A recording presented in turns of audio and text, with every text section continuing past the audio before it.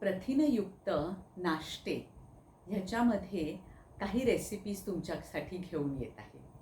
एक लक्षात ठेवायचं की शाकाहारी आणि मांसाहारी प्रथिनं ह्याच्यामध्ये थोडासा फरक आहे.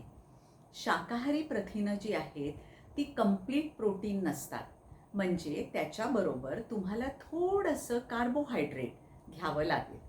म्हणजे आता समजा तुम्ही सगळ्या डाळींचे डोसे केले तर त्याच्याबरोबर थोडासा रवा किंवा तांदूळाचं पीठ किंवा नाचणीचं पीठ असं काहीतरी घालायला लागेल.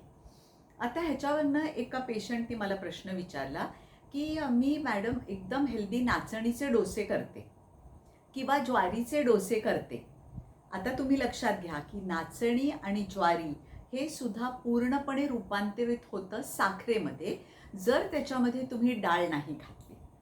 म्हणजे जर तुम्हाला नाचणीचे डोसे करायचे तर त्याच्यामध्ये उडदाची डाळ किंवा उडदाची डाळ आणि मुगाची डाळ, पण कसं प्रमाण असणार?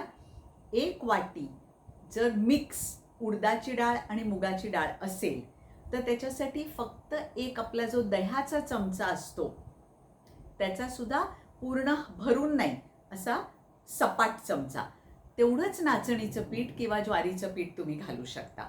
मग तुम्ही नाचणीचं घाला, ज्वारीचं घाला, तांदूळाचं घाला, काहीही घाला, पण मुख्य पदार्थ येणार तुमचा डाळ. तर असे डोसे करताना त्याच्यामध्ये कधी आलं मिरची लसूण घालू शकता, कधी खोबऱ्याचे तुकडे घालू शकता, मिरी अख्ख्या किंवा नुसत्या अशा थोड्याशा कुस्करून घालू शकता, दिसायला खूप छान दिसतात.